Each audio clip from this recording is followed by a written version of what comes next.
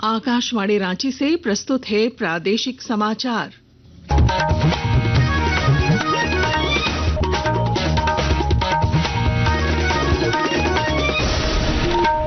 नमस्कार। प्रादेशिक समाचारों के साथ मैं पूनम किरकेट्टा। पहले मुख्य समाचार। झारखंड विधानसभा बजट सत्र में आज सत्ता पक्ष और विपक्ष में हुई तीखी बहस। सत्ता पक्ष ने बजट को बताया जनहितैषी, विपक्ष ने शिक्षा व्यवस्था पर उठाए सवाल। प्रधानमंत्री नरेंद्र मोदी ने देश की आर्थिक वृद्धि में एमएसएमई क्षेत्र की परिवर्तनकारी भूमिका पर चर्चा की। कहा, सरकार आत्मनिर्भर भारत के दृष्टिकोण के साथ कर रही है काम। झामुमो के 52वें स्थापना दिवस को लेकर मुख्यमंत्री हेमंत सोरेन गिरिडीह में हुए शामिल। सांस्कृतिक कार्यक्रमों का हुआ भव्य आयोजन। झारखंड में मौसम का उतार चढ़ाव जारी, अगले 3 दिनों में 2 से 4 डिग्री तक गिरावट की संभावना। और आईसीसी चैंपियंस ट्रॉफी सेमीफाइनल में आज ऑस्ट्रेलिया ने भारत के खिलाफ 264 रन बनाए। भारत की ओर से मोहम्मद शमी ने चटकाए 3 विकेट। और अब समाचार विस्तार से। झारखंड विधानसभा बजट सत्र के दौरान आज सत्ता पक्ष और विपक्ष के बीच तीखी बहस हुई। भाजपा नेता बाबूलाल मरांडी ने कहा कि बजट में इंफ्रास्ट्रक्चर, शिक्षा और स्वास्थ्य पर ध्यान नहीं दिया गया है। वहीं भाजपा विधायक नीरा यादव ने राज्य में 80% बच्चों के सरकारी स्कूलों में पढ़ने के दावे पर सवाल उठाए। हमारी सरकार ने कोशिश की थी कि सरकारी विद्यालय इतने मजबूत सुदृढ़ हो कि 80% बच्चे एक्चुअल में नामांकित हों, लेकिन आज की स्थिति आपने देखा है कितना ड्रॉप आउट रेट बढ़ गया है। और माननीय वित्त मंत्री जी ने ये घोषणा की है कि 80% छात्र छात्राएं जो सरकारी विद्यालय में पढ़ते हैं। अब आप बताइए 80% अगर पढ़ते तब तो प्राइवेट विद्यालय में पढ़ते ही नहीं। विपक्ष के सवालों पर सत्ता पक्ष ने पलटवार करते हुए बजट को जनहितैषी बताया। मंत्री शिल्पी नेहा तिर्की ने बजट को राज्य के विकास के लिए महत्वपूर्ण बताया। मंत्री हैं तो उनके पास ज्यादा विभाग है, हमारे पास 4 मंत्री हैं। जितना विभाग है उस हिसाब से हम लोगों को फंड मिला है, बजट मिला है। और बजट किसी पार्टी को देख के तो नहीं मिला है, विभाग के द्वारा एलोकेशन, विभाग के लिए एलोकेशन की गई है। तो इसको उस नजरिए से नहीं देखना चाहिए। आज की जनता के लिए बजट है और आज की जनता के लिए काम होगा। प्रधानमंत्री नरेंद्र मोदी ने कहा है कि सरकार ने आत्मनिर्भर भारत की परिकल्पना के साथ काम करते हुए सुधारों की गति तेज कर दी है। उन्होंने कहा कि देश ने पिछले 10 वर्षों में सुधारों, वित्तीय अनुशासन, पारदर्शिता और समावेशी विकास की प्रतिबद्धता लगातार प्रदर्शित की है।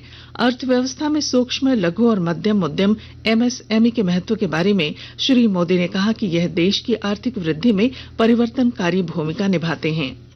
बीते 10 वर्षों में भारत ने लगातार रिफॉर्म्स, फाइनेंशियल डिसिप्लिन, ट्रांसपेरेंसी और इंक्लूसिव ग्रोथ को लेकर अपनी प्रतिबद्धता दिखाई है।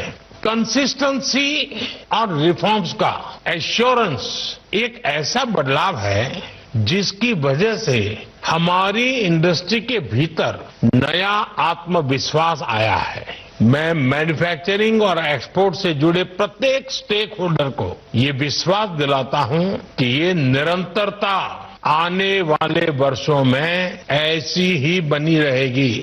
प्रधानमंत्री ने आज विकास के संचालक के रूप में एमएसएमई विनिर्माण, निर्यात और परमाणु ऊर्जा मिशन, नियामक, निवेश और व्यापार में सुगमता के सुधारों पर आयोजित बजट के बाद के वेबिनार को संबोधित किया। मुख्यमंत्री हेमंत सोरेन आज गिरिडीह में झामुमो के 52वें स्थापना दिवस के तहत आयोजित कार्यक्रम में शामिल हुए। इस दौरान सांस्कृतिक कार्यक्रमों का आयोजन हुआ और कई वरिष्ठ नेता मौजूद रहे। इधर हजारीबाग जिले में 4 अप्रैल को होने वाले झामुमो स्थापना दिवस को लेकर केंद्रीय सचिव सह जिला संयोजक संजीव बेदिया की अध्यक्षता में बैठक हुई। मौके पर संजीव बेदिया ने कार्यकर्ताओं से इस आयोजन को सफल बनाने का आह्वान किया। केंद्रीय पंचायती राज मंत्री राजीव रंजन सिंह उर्फ ललन सिंह ने कहा है कि आज देश भर में करीब 10,40,000 महिलाएं पंचायती राज संस्थाओं से जुड़ी हैं। वे आज नई दिल्ली में निर्वाचित महिला प्रतिनिधियों के राष्ट्रीय सम्मेलन में सशक्त पंचायत नेत्री अभियान के उद्घाटन समारोह को संबोधित कर रहे थे। महिला और बाल विकास मंत्री अन्नपूर्णा देवी ने इस बात पर जोर दिया कि महिलाओं के नेतृत्व में विकास समाज में सकारात्मक बदलाव के साथ साथ आर्थिक विकास भी लाता है। आने वाला समय में निश्चित रूप से बहुत सारे ऐसे हमारे बहनें होंगी जो राज्य के विधानसभाओं में और देश के संसद में भी अपना प्रतिनिधित्व करेंगे। साथियों, महिला सशक्तिकरण केवल समानता का विषय नहीं है, यह आर्थिक, सामाजिक और प्रशासनिक प्रगति का एक महत्वपूर्ण कारक है। प्रधानमंत्री नरेंद्र मोदी ने गुजरात के जामनगर में वन्य जीव बचाव और संरक्षण केंद्र वन तारा का उद्घाटन किया। वन तारा सेंटर 2000 से अधिक प्रजातियों और 1.5 लाख से अधिक बचाए गए जानवरों का आश्रय स्थल है।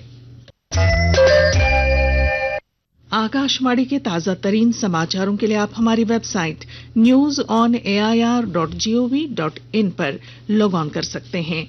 ताजा समाचार X handle @AIR news alerts और Facebook page All India Radio news पर भी उपलब्ध है। आप प्रादेशिक समाचार एकांश के एक्स हैंडल @AIR न्यूज _ और Facebook page Akashvani news Ranchi, Instagram page तथा YouTube channel AIR news Ranchi पर भी हमारे बुलेटिन सुन सकते हैं। प्रादेशिक समाचार आप आकाशवाणी रांची से सुन रहे हैं।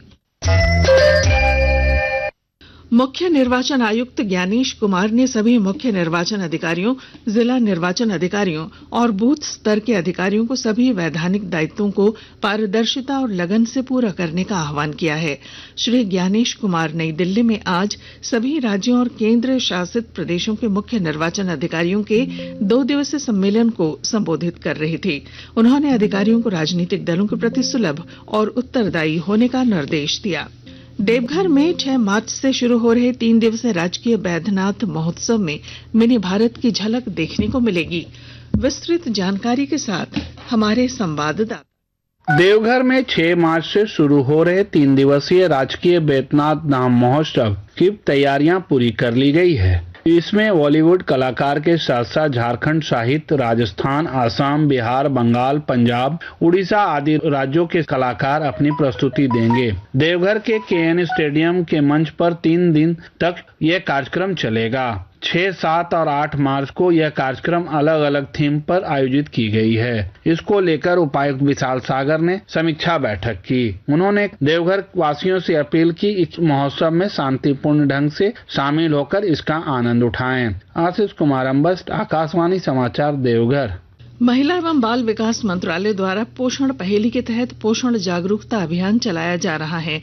पहेली में दिए गए अक्षरों को सही क्रम में लगाने की चुनौती दी गई, जिससे पोषण ज्ञान बढ़ाया जा सके। राज्य भर में नक्सलियों के खिलाफ चलाए जा रहे राज्यव्यापी अभियान में पश्चिमी सिंहभूम पुलिस और CRPF ने टोंटो थाना क्षेत्र के हुसीपी वन क्षेत्र में नक्सल डंप से भारी मात्रा में हथियार, कारतूस और विस्फोटक बरामद कर इन्हें नष्ट कर दिया। भारत आदिवासी पार्टी ने जमशेदपुर में पेसा कानून लागू करने और विस्थापितों के मुआवजे की मांग पर धरना दिया। महासचिव कृष्णा हंसदा ने समाधान नहीं होने पर राज्यपाल को ज्ञापन देने और आंदोलन तेज करने की चेतावनी दी है। मौसम।